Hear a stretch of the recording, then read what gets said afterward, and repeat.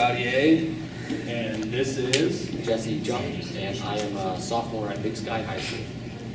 And we have Shayla Dennis. and you are in high school as well. And Ian Browning. And my name is Sam Solway. I'm an instructor at Kentucky Community College.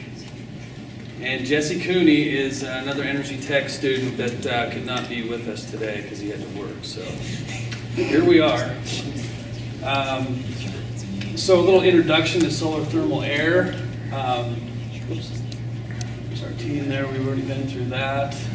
Just a basic design of it is a box, the sun coming into it, warming the air up in there,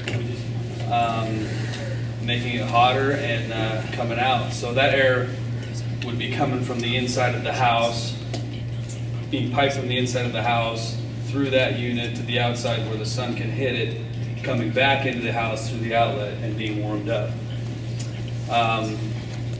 Throughout our paper and our project, we just kind of started calling them stacks. It's a nice way to refer to it as a solar thermal air collector. They're fairly easy to build for the do-it-yourselfer, and if you're not a do-it-yourselfer, they're definitely affordable to purchase online. There's several different types out there that you can easily integrate into your home. It's a quick return on investment and an effective way to lower energy costs and reduce emissions. So some different types of stacks. You have your wall mount there, just sitting on the side of your house. Another type is a rooftop mount. There's like 3 of them put together in series, just sitting on the roof and working the same way. And then there's some hybrid units out there these days that actually combine PV with either air or water running through them. These type of systems kind of work symbiotically, and the air running underneath the PV panels actually cool the PV panels and make it more efficient, because when they get too hot, the efficiency goes down, so they kind of work together and help each other out there. Me too. Kind of keep that temperature from melting the foam in there. And then one model was made out of soda cans, and the other model was made out of steel rain gutter downspout. Kind of the only difference is that collector material. Everything else was built the same, so everything could be measured the same and get the same result. So with that, we had a CAD drawing done, and Sam here did the drawing for Okay. the CAD drawings we did, and we have a little physical piece there too. Actually, it was a blow-up view of the solar panels, the ones with the pop can and the ones with the downspout. Here's kind of an idea. It's a section of one that was built and it's cut out. If you want to pass it around and check it out. Yeah, without Actually, these collectors, these were all painted black, and then we had a plastic covering to them, and the heat would come from the bottom and it would work up to the top. So when they're installed in a house, the bottom would be placed on the bottom of your floor by the floor, and the output would be on top, and it just continuously pumps air and warm air into your house. Pretty much the background and construction.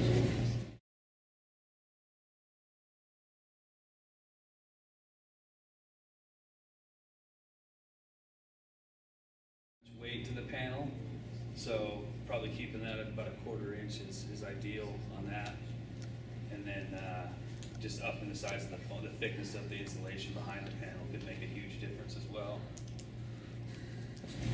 Okay, Jesse, can you give us a little background on the history of these things and such? Well, yeah, sure.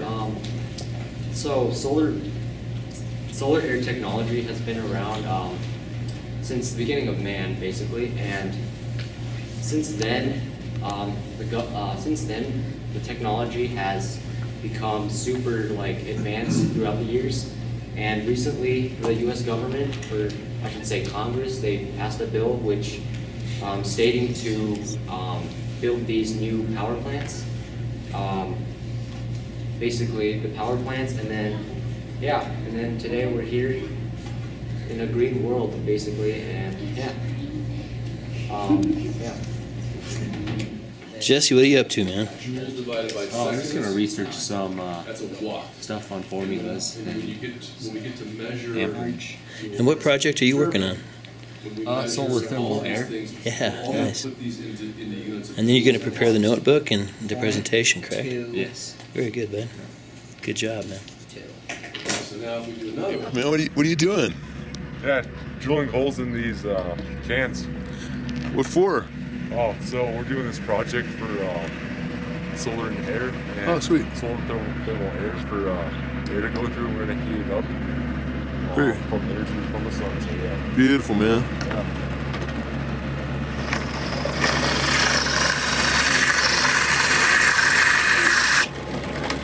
You know what they call that? The thrill of the driller. Nice, man. When it comes to holes, let Jesse do it, man. We got holes here. He just likes the thrill of the driller. Getting a little experience on the hole saw. Nice.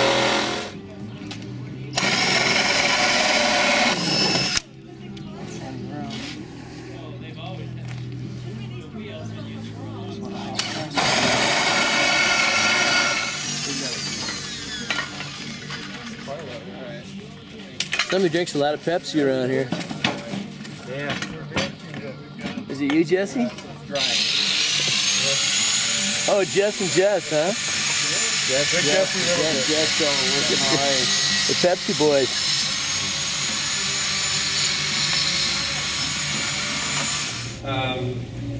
Shaylee was helping us out. She was on the painting, and she got to see kind of firsthand what happens there. Can you tell me a little bit about what we did there? After we spray painted some of it, it was hot. And then we lifted it up 45 degrees. They're up at the same angle, off the ground, same. And I think they'd be. Yeah, so you can see there both panels standing up, recording data. We kept them at 45 degrees and just tried to maintain. Let's put your end on the sawhorse and see what kind of an angle we can get.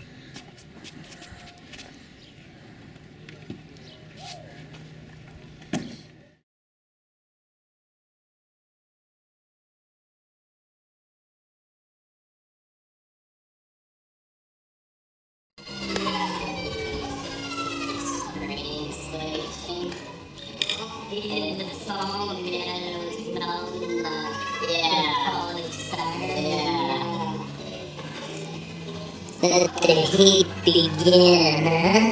Yeah.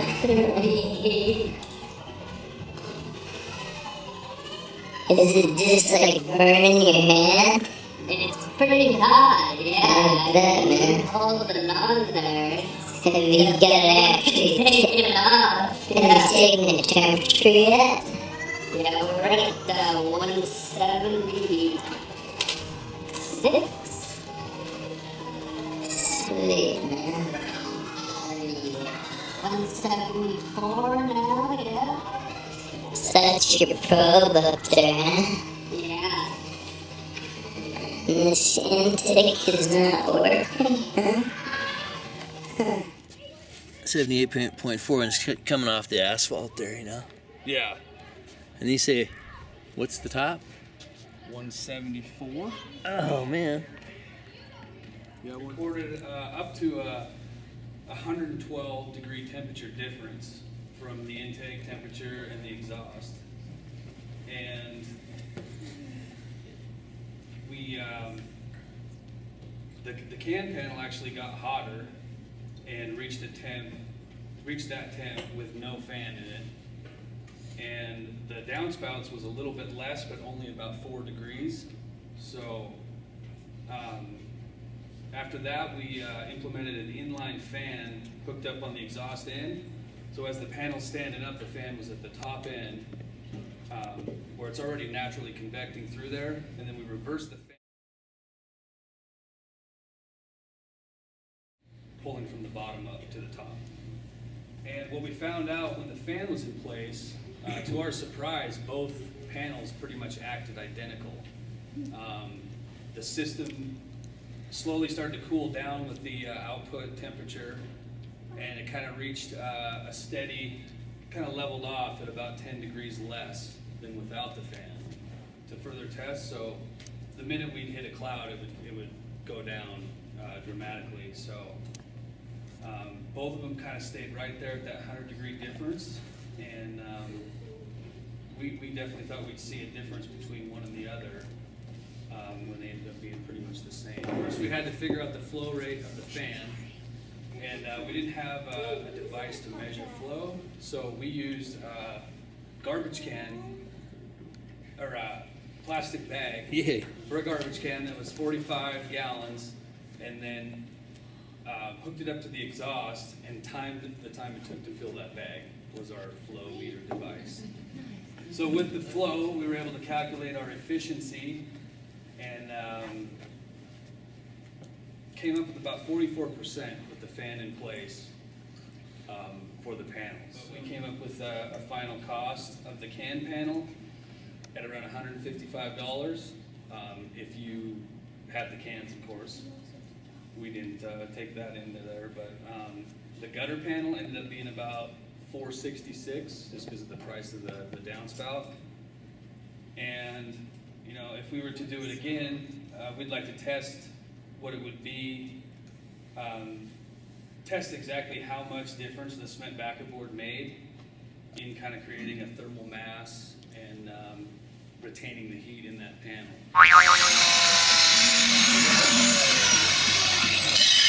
Nothing but fun here at the Energy Practicum. Yeah, doing the dirty work. Hey, thank you very much. Somebody's got to do it. Looking good, man. Then it just snaps off? Yeah, just like sheetrock. Sweet. Once you get through that first layer, it's pretty easy. Takes a little grind to get through that stuff, huh? It does, yeah. So it's got like a... That's why the Hardy Backer's nicer, but it's easier to work with, but I don't think it's a nicer product. I got to get ready to do some of that around some bathtubs and stuff. Yeah, because the Hardy Backer will kind of store more like sheetrock. Yeah. Especially the 1/4 inch, and it has pre-scores on it. Every inch. Yeah, so you'll see like a big grid on there with 1-inch squares on the Hardy, Yeah. so it's already prone to breaking. So is that like fiberglass, the grid underneath there? Yeah, this is a fiberglass mesh in here, this guy right here. Then just dump some concrete, like quickcrete on it? Yeah, I think there's just 2. Wow. Yeah, 2. Again, if we did it, just do 2 can panels, one with the backer board, one without the backer board, and kind of take some numbers and see how they retain the heat.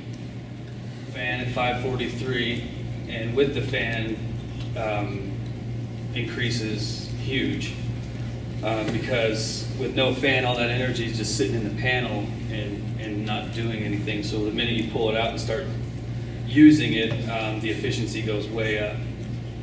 And yearly, kind of a better way to look at it there. With the fan, the carbon offset per year, you could save $47 with the data that we collected on this panel here. But without the fan, you can see it's pretty insignificant, and you got to have that fan to move that energy out of the panel and into where you need it. Any questions? Thanks.